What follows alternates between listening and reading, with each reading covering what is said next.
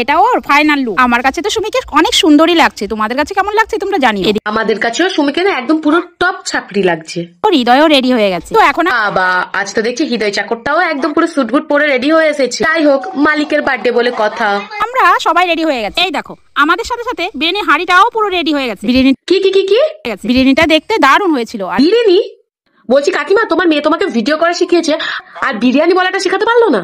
আর যাই হোক হৃদয়ের থেকে ভালো কথা বলে সুমির মা। এখন আমরা একটা ছোটখাটো প্রাঙ্ক না, একটা রিচার্জ করবো। রিচার্জ নয়, ওটা রিচার্জ বলা শেখ। ওর কত ফ্রেন্ডরা আসা শুরু করে দিয়েছে, সাথে আসবেই তো, ছাপড়ির জন্মদিনে ছাপড়িরা আসবে, এটা তো স্বাভাবিক। সাথে কত গিফটও এনেছে। গিফট না এনে যাবে কোথায়? গিফট না আনলে তো আবার তোমার ছাপড়ি মেয়ে সবার সামনে এসে বলবে আমার গিফট কেন আনোনি। আর সেগুলো দেখতে খুব সুন্দর। গিফট সবসময় সুন্দরই হয় কাকিমা, শুধু তোমার ছাপড়ি মেয়েরই পছন্দ হয় না, কারণ ছাপড়ি তো। আমাদের ইচ্ছাই ছিল না জন্মদিনটা বড় করে পালন করার, কারণ ইচ্ছা ছিল না বলে সেই জন্য এক সপ্তাহ ধরে বার্থডে সেলিব্রেশনটা হয়েছে। কদিন আগেই হয়ে গেছে গৃহপ্রবেশ, তারপর এই মাসে আমাদের বাড়িতে অনেক বড় অনুষ্ঠান। এখন কি আবার অনুষ্ঠান? অনেকেই সুমির ভিডিওতে দেখেছো, আমি এই মুহূর্তে রেগে গিয়েছিলাম। কাকিমা রেগে গিয়েছিল, তোমাকে কি কেক দেওয়া হয়নি?